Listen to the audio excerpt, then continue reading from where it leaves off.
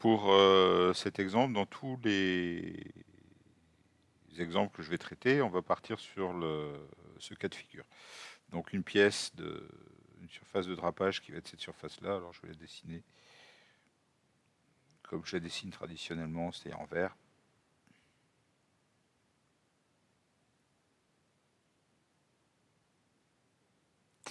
Et sur cette surface de drapage, on va retrouver le pli composite qui va être ce pli-là.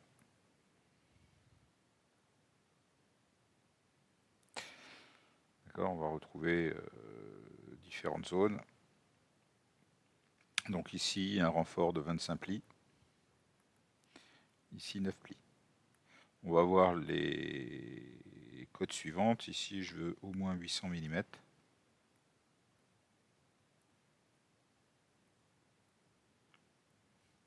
Ici, au moins 1000 mm. Donc là, dans cette zone, 400. Dans cette zone-là, au moins 300 mm. Et la zone qui est ici, 1000 mm.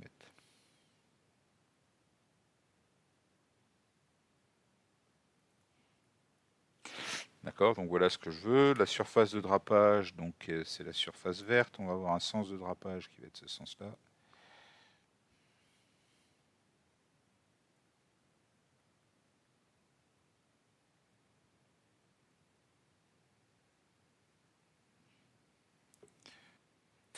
Donc l'orientation 0 degré qui va être cette orientation-là.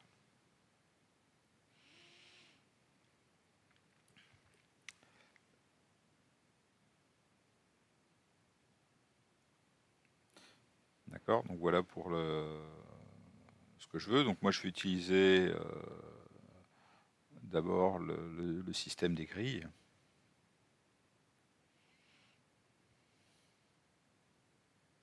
Les groupes de plis, pardon.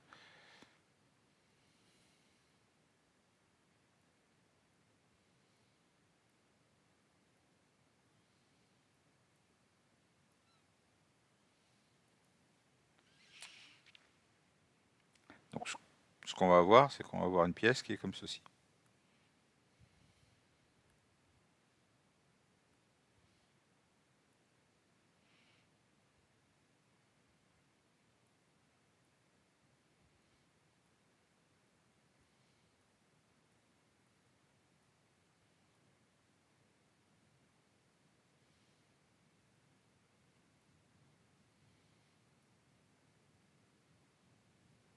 Donc on va retrouver 9 plis à ce niveau-là. On va retrouver 25 plis à ce niveau-là.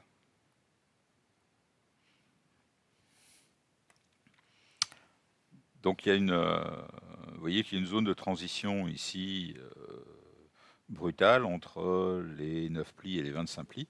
Et au niveau des composites, on va en général créer ce qu'on appelle une zone de lâcher de plis. C'est-à-dire qu'on va avoir ici quelque chose qui va avoir cette allure-là.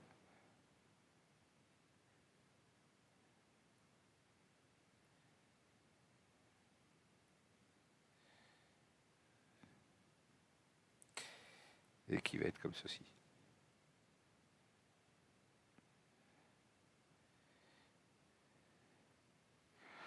D'accord, donc là on va retrouver le lâcher de plis.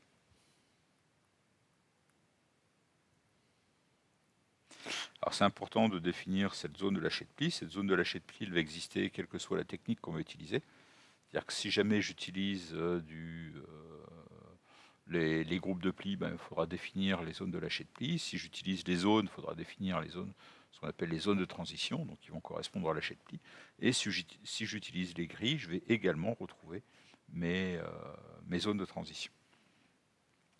D'accord, donc pour le lâcher de plis, on va faire un lâcher de plis qui est le suivant.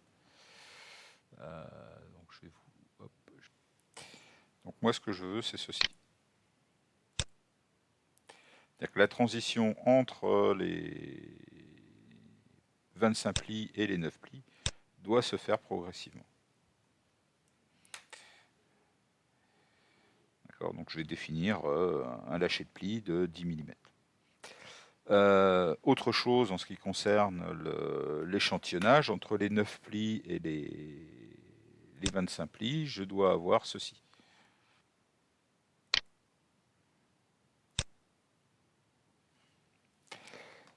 D'accord, donc sur les 9 plis, l'échantillonnage est le suivant. Donc on a 0 degré, 45 degrés, 0 degré, moins 45 degrés et 90 degrés. Et ensuite, on a quelque chose de symétrique. On a symétrie sans répétition du pli central.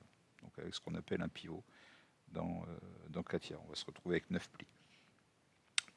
Donc les 9 plis, ce sont les plis qu'on va retrouver ici. Et les 25 plis, ce sont les plis qu'on va retrouver ici. Vous voyez qu'il y a des plis communs. Et donc, à partir du moment où on a des plis communs, on va réaliser des grands plis. On ne va pas réaliser ce découpage-là au niveau du composite, c'est-à-dire avoir des plis ici, 25 plis comme ceci.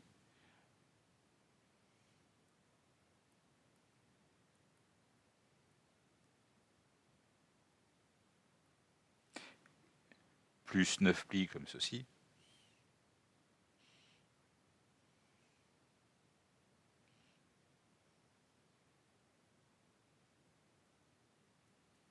Mais on va bien réaliser ceci. On va avoir 16 plis comme ceci.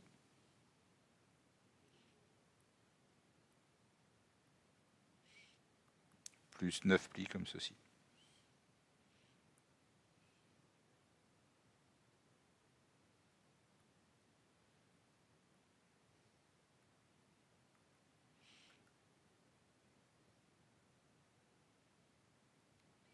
D'accord? Donc ça, on va valider ce côté-là. Et on va ne pas réaliser les 25 plis comme ça. Vous imaginez bien qu'on va faire des grands plis et qu'on ne va pas avoir une zone pardon, où les plis sont uniquement collés par la résine. Au niveau résistance mécanique, ça n'a pas de sens. Et au niveau coût non plus, on va faire des grands plis. Donc voilà ici ce qu'on va réaliser. On va réaliser 16 plis qui vont être comme ceci. Donc il y a 9 plis qui sont réalisés dans cette zone.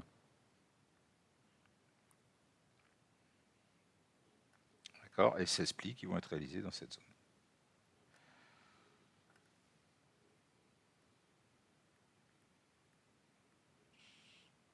Okay, donc voilà ici ce que l'on va être amené à faire. Alors, voilà pour la présentation. Donc maintenant, ce que je vais voir, c'est la préparation du travail.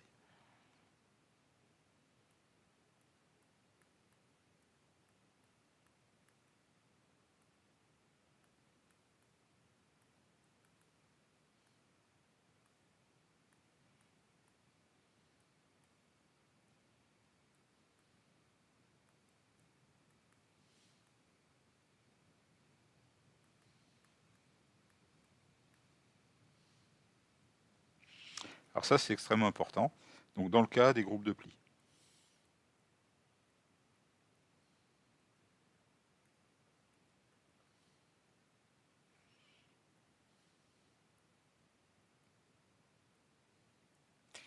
Donc, le travail se décompose en plusieurs temps. Le premier temps,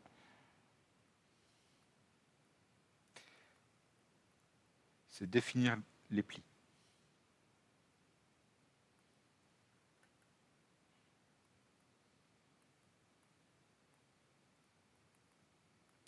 Donc définir la géométrie des plis. Ensuite, dans un deuxième temps, il va falloir définir les lâchers de plis. Ensuite, dans un troisième temps, il va falloir calculer les lâchers de plis. Et enfin, dans un quatrième temps, il va falloir calculer les cotes.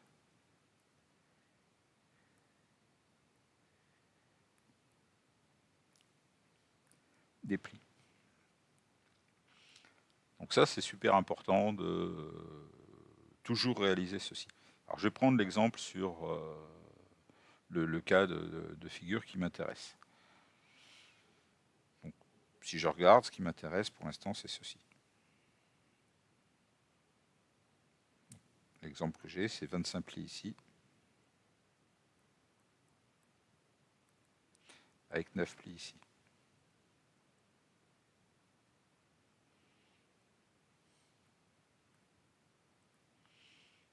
puis je vais traiter le cas suivant également.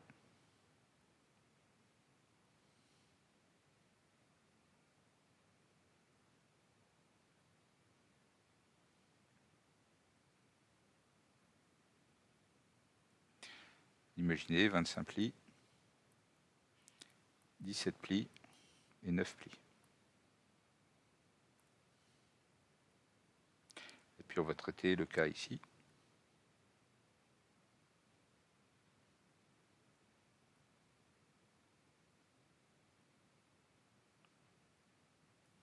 Où j'ai 17 plis,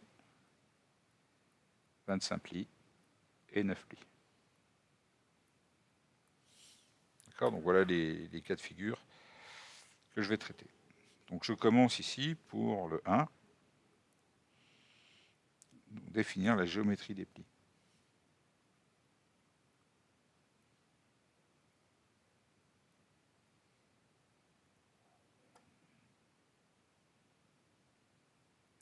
Donc si je veux définir la géométrie des plis, je vais commencer par regarder un petit peu quels sont les plis, quels sont les endroits où vous avez une épaisseur la plus importante possible pour le composite. Donc si vous regardez ici, j'ai ceci.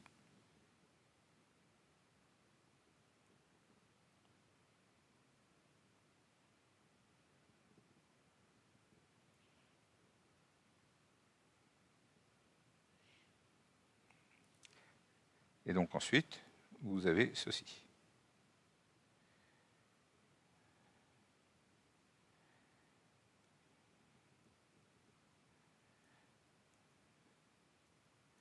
Donc je vais passer ici de 25 à 9. Donc ici, j'ai 25 moins 9. J'ai 16 plis.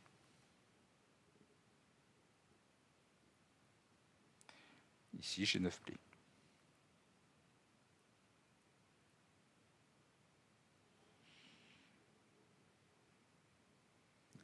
Si je fais la même chose ici, je prends là où j'ai les plus grands plis. Donc les plus grands plis sont comme ceci.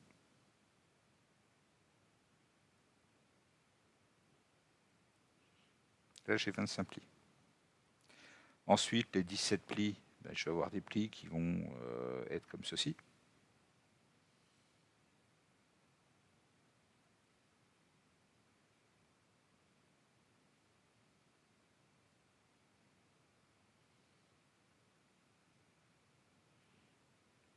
Et enfin, pour les 9 plis, je vais avoir quelque chose qui va être comme ça.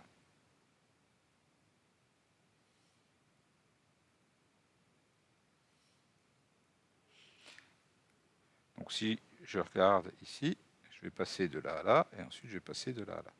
Donc ici, j'ai 9 plis.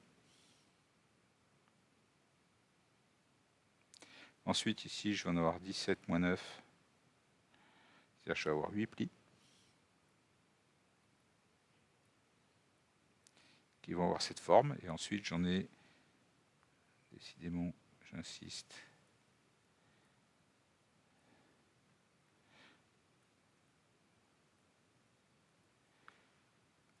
donc ensuite, je suis à 25, pardon, moins 17, c'est-à-dire que j'ai 8 plis comme ceci.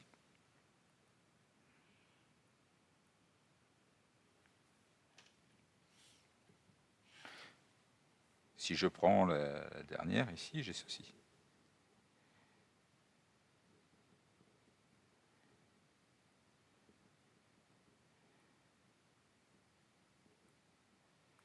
J'ai 25 plis, je vais retrouver les 17 plis qui vont être comme ceci. Et je vais retrouver les 9 plis qui vont être comme ceci.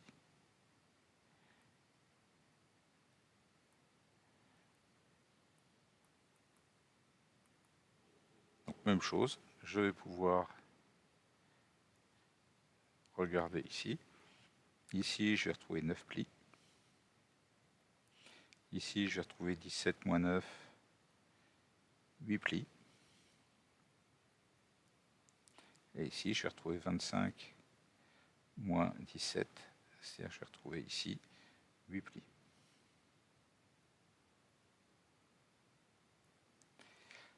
Donc ça y est, j'ai la forme des plis, j'ai déterminé la géométrie de mes plis.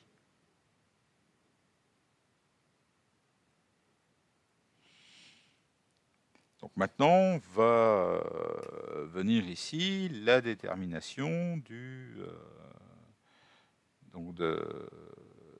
des lâchers de plis.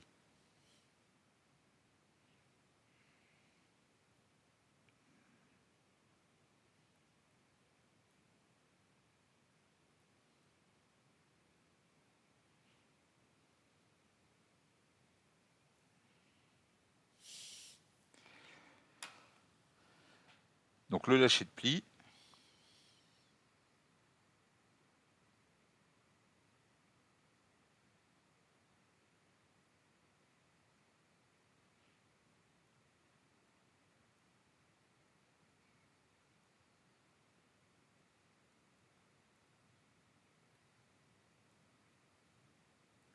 est réalisé en relimitant les plis. Alors en effet, si jamais vous imaginez, vous avez un pli qui est comme ceci,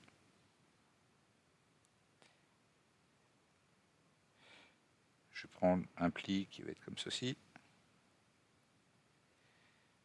et vous dites, le pli qui est là, je veux augmenter ses dimensions dans ces deux directions. Donc qu'est-ce que je vais réaliser? Je vais réaliser des parallèles à ces lignes. Donc Katia va être capable de tracer des courbes parallèles, va être capable de tracer ici des courbes parallèles. Et ensuite, à partir de ces courbes parallèles, il faut tracer des contours. Vous voyez que ces courbes, elles ne sont pas reliées entre elles. Donc on pourrait éventuellement, Katia pourrait dire, ben voilà, je relie ça comme ça. Je vais relier ça comme ça.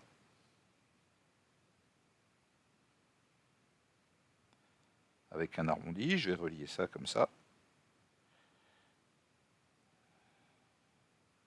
Et puis éventuellement, je pourrais, pourquoi pas, relier ça comme ça.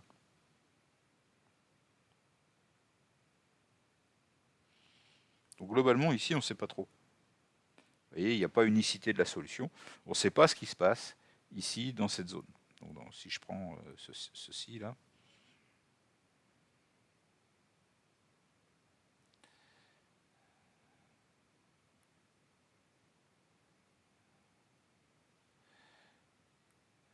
Voilà.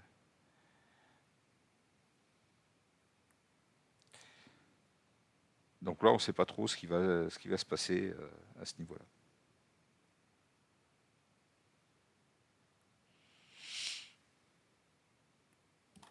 D'accord.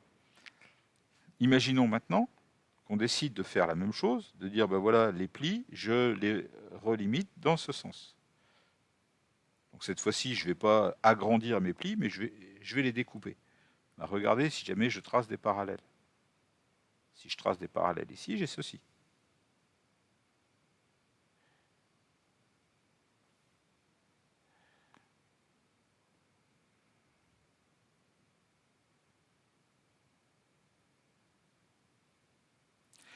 Et donc maintenant, je vais pouvoir trouver des points d'intersection ici, qui vont me permettre éventuellement de définir un... alors je vais le mettre ici en petit, qui va me permettre par exemple de définir ici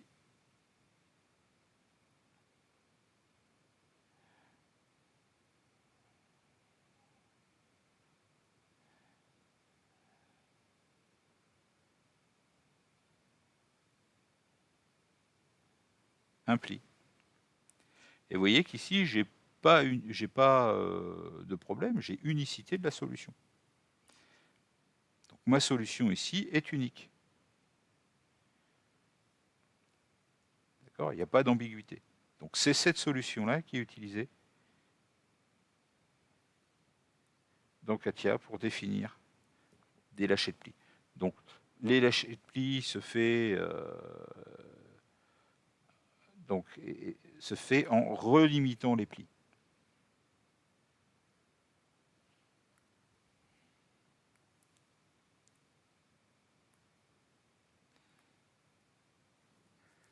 Donc ça veut dire quoi? Ça veut dire qu'on va partir de grands plis qu'on va réduire pour obtenir les plis. Donc on doit définir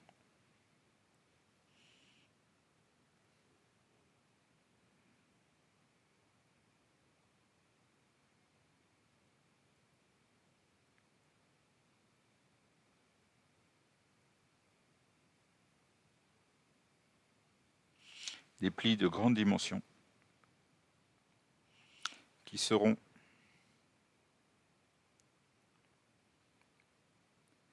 relimités pour définir les lâchers de plis.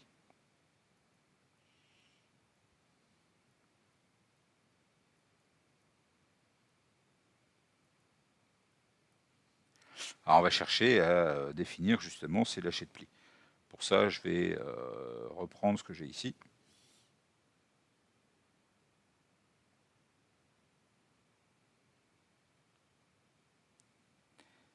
Donc ça, je vais le copier et je vais le ramener ici.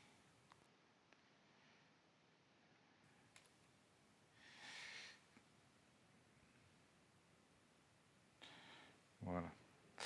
Donc ici, ça, je vais pouvoir le supprimer. On sait qu'ici, on a 16 plis. On sait qu'ici, maintenant, on a 8 plis.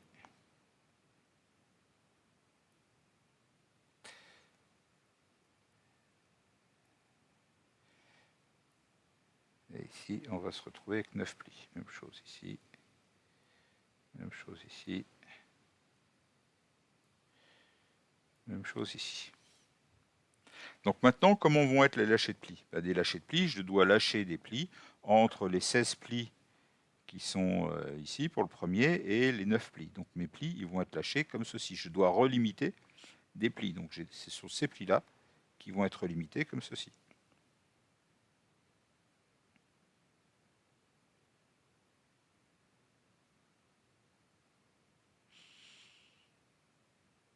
D'accord? Et vous voyez que pour les lâchers de plis, pour définir les lâchers de plis, je vais travailler dans ce sens. Donc je vais regarder ici. Ici, sur le premier, je vais avoir des lâchers de plis qui vont être ici.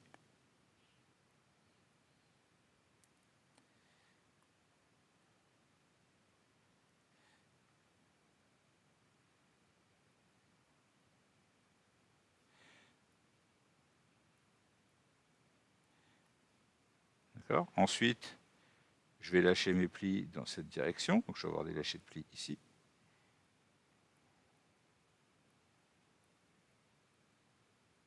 Alors je vais peut-être mettre une autre couleur, histoire de les distinguer par la suite.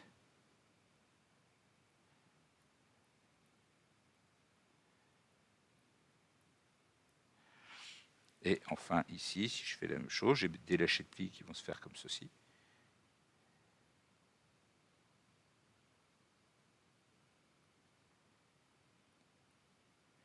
Et ensuite, j'ai des lâchers de plis qui vont se faire comme ceci.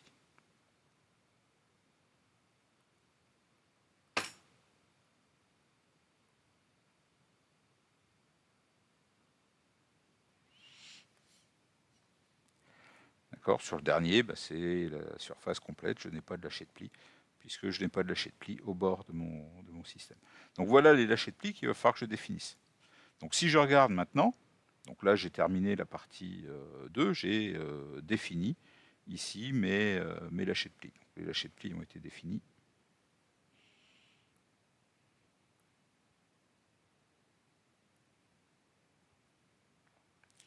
Si vous regardez, ensuite il faut les calculer, ces lâchers de plis. Donc c'est la partie 3.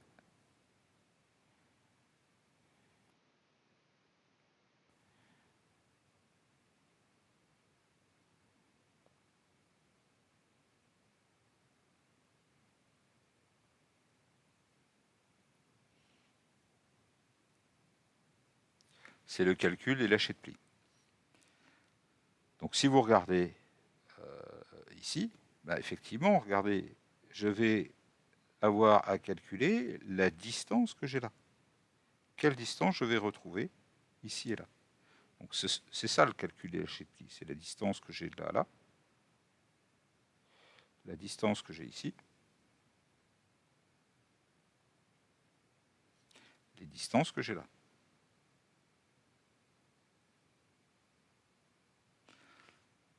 Pourquoi ça va être important? Parce qu'ensuite, il va falloir définir les cotes des plis. C'est-à-dire que le 16 plis, si vous regardez, j'ai quelque chose qui va être comme ceci. Donc si j'ai mes lâchers de plis qui sont ici, ici je sais que j'ai du 400 et ici j'ai du 300. Il va falloir calculer la cote de x, puisque les dimensions ici de mon pli, ça va être un pli globalement de 400 plus x par 300 plus x, qu'il va falloir calculer. Alors ça peut être x ou x', peu importe, c'est pas forcément les mêmes. Mais voilà les plis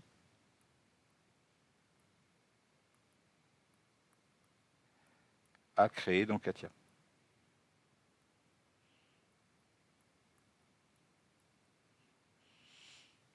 D'accord? Donc il faudra que je crée mes plis avec ces cotes-là.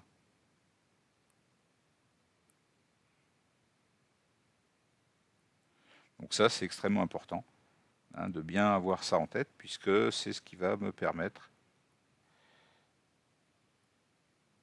par la suite de délimiter mes plis et d'obtenir la pièce voulue. Donc maintenant, comment calculer x?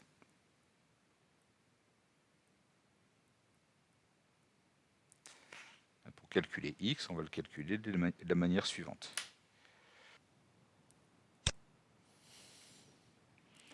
Voilà, donc si vous regardez ici, vous avez le lâcher de plis. Lorsqu'on passe de 25 plis à 9 plis, donc on lâche 16 plis. Le pli qui est en haut, lui, ne va pas être doit arriver aux dimensions voulues pour la pièce, c'est-à-dire 300 ou 400. Et donc si on regarde, ce qui va être ajouté pour arriver jusqu'au pli numéro 9, c'est le lâcher de pli, donc ici 10 mm, multiplié par ici les 16 moins 1, c'est-à-dire le 25 moins 9 moins 1, ça nous donne 150 mm. Donc dans notre cas, ici, le x va être égal à 150 mm et le x va être égal au x'. Donc, pour notre exemple.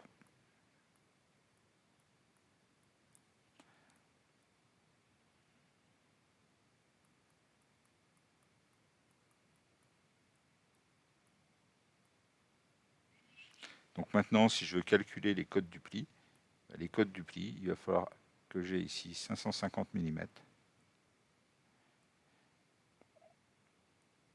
par ici 450 mm. Et donc je vais définir 16 plis comme ceci.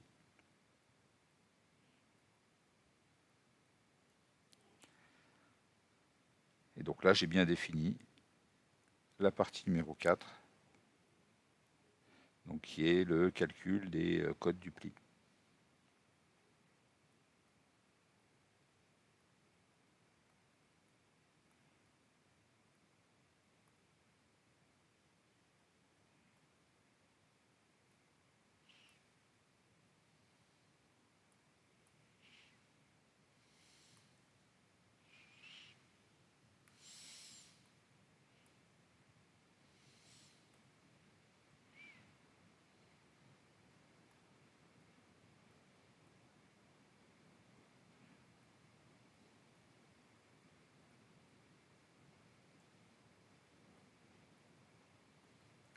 Donc voilà ici ce que je vais réaliser.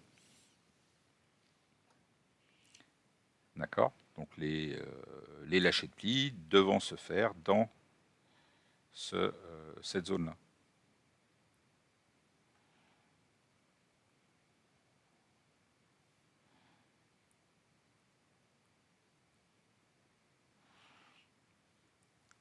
Okay, si jamais je reprends ici, j'ai exactement le même type de calcul à réaliser. Là, je vais passer de 17 à 9 ici. Là, je vais passer de 25 à 17 ici. Donc, je vais pouvoir calculer les distances que j'ai là et là. C'est exactement le même type de calcul. D'accord? Donc, à partir de là, je vais pouvoir dessiner mes pièces. Donc la première pièce, ça va être cette pièce-là. Donc ça va être une pièce qui va être comme ceci, avec des lâchers de plis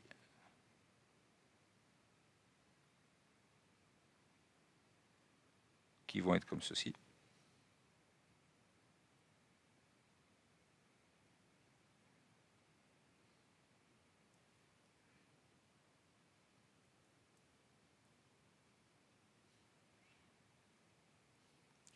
Pour la deuxième pièce, on a quelque chose qui va être comme ceci.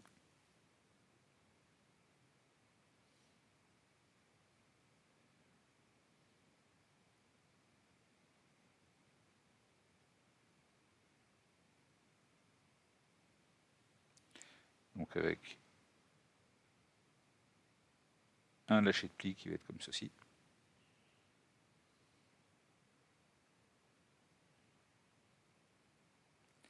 Alors attendez, parce que là je vais plutôt le dessiner comme ça.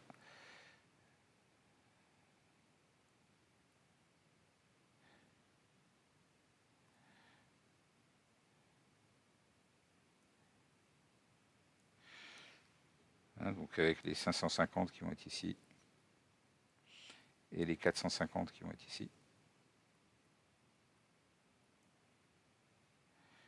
Et les 400 par 300 qui vont être ici.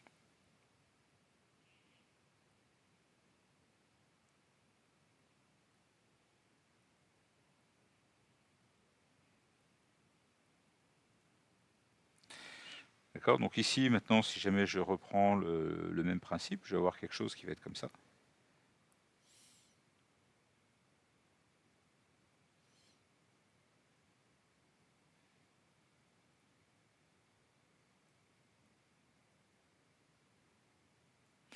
Donc ça, c'est les 25 plis qui vont être ici avec le lâcher de pli qui est là. Et ensuite, les 17 plis, ils sont ici. Alors, je vais me recréer un autre... je vais enlever, par exemple, celui-ci.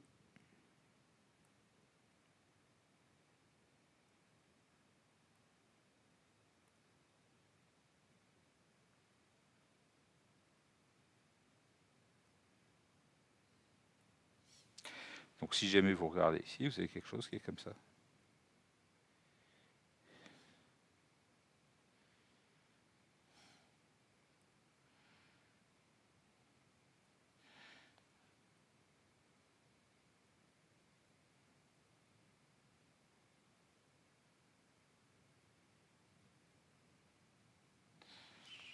Donc voilà ici les lâchers de plis qui vont être mis en place.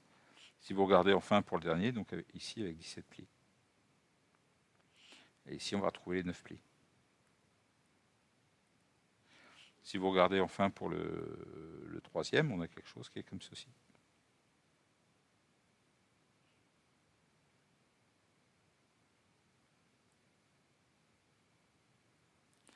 Donc on va avoir le 25 plis qui va être comme ceci.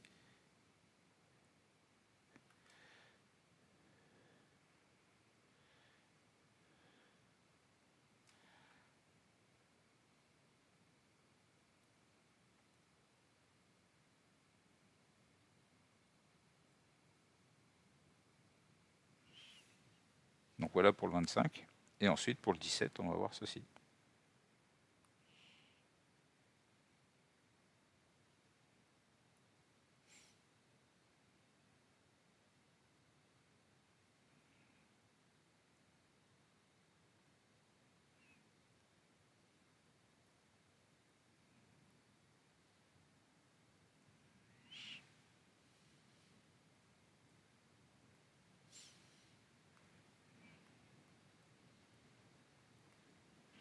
Et les 9 plis vont être là.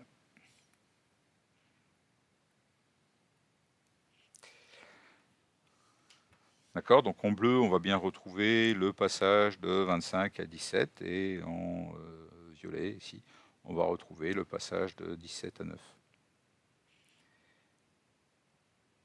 Ok, donc voilà un petit peu le travail préliminaire. Hein, donc avant de démarrer à proprement parler le logiciel, donc avant d'utiliser Katia, eh ben, il va falloir faire ce travail préparatoire. Et ça, c'est quelque chose que l'on va retrouver, quelle que soit la technique utilisée, qu'on utilise les grilles, qu'on utilise les zones, il faudra faire un travail préparatoire. Ce n'est pas toujours celui-ci. Là, je vous ai montré celui qui a réalisé pour l'utilisation ici des groupes de plis. Donc pour l'élément standard de l'outil de base de CATIA Composite. Donc voilà pour cette première présentation.